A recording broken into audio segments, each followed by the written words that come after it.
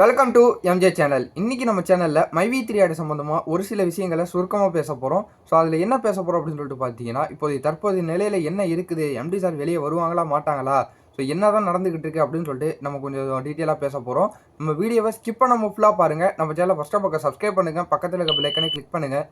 வாங்க வீடியோக்குள்ளே போய் டீட்டெயிலாக பேசலாம். ஸோ பல பேரோட நம்பிக்கை பார்த்தீங்கன்னா, இப்போ 50% 60% பார்த்தீங்கன்னா குறைஞ்சிருக்குது.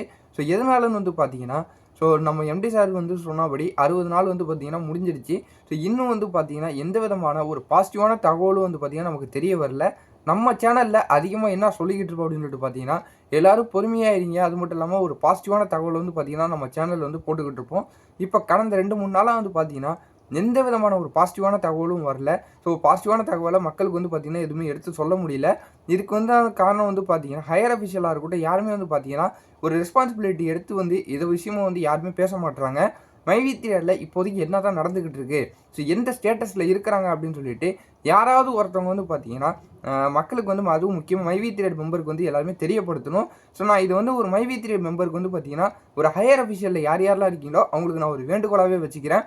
ஏன்னு பார்த்தீங்கன்னா, என்னோட நண்பர்களாக இருக்கட்டும் எல்லாருமே பார்த்தீங்கன்னா அவங்களுடைய நம்பிக்கையை ஃபுல்லாகவே இழந்துட்டாங்க.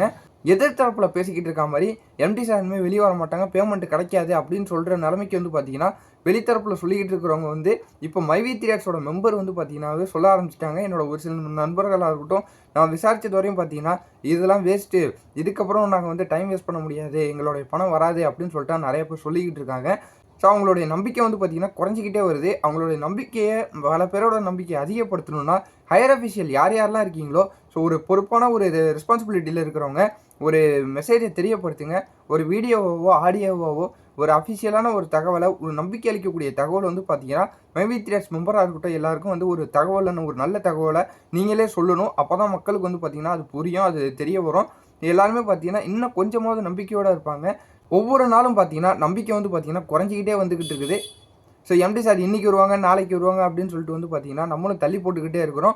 கரெக்டான ஒரு நியூஸ் எப்போ தான் எம்டி சார் வெளியே வருவாங்க அதை பற்றின தகவலை ஹை ரெஸ்பான்சிபிலிட்டியில் இருக்கிறவங்க கொஞ்சம் மக்களுக்கும் மைவி3 மெம்பருக்கும் தெரியப்படுத்தினீங்கன்னா நல்லாயிருக்கும் அப்படின்னு சொல்லிட்டு நானும் எதிர்பார்க்குறேன். ஸோ இந்த வீடியோவை நான் எதுக்கு போட வந்திருக்கேன் அப்படின்னு சொல்லிட்டு பார்த்தீங்கன்னா, பல பேர் பார்த்தீங்கன்னா நம்பிக்கை பார்த்தீங்கன்னா போய்கிட்டே இருக்குது. எனக்கும் பார்த்தீங்கன்னா நம்பிக்கை குறைஞ்சிக்கிட்டே இருக்குது.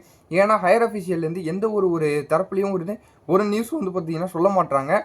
கண்டிப்பாக அவங்கள்ட்டேருந்து ஒரு நியூஸ் வரும் அப்படின்னு சொல்லிட்டு, ஒரு நல்ல தகவல் வரும் அப்படின்னு சொல்லிட்டு நானும் எதிர்பார்க்குறேன். ஸோ இந்த வீடியோ பார்த்தீங்கன்னா உங்கள் ஃப்ரெண்ட்ஸ் அண்ட் ஃபேமிலி எல்லாருக்கும் ஷேர் பண்ணி விடுங்க.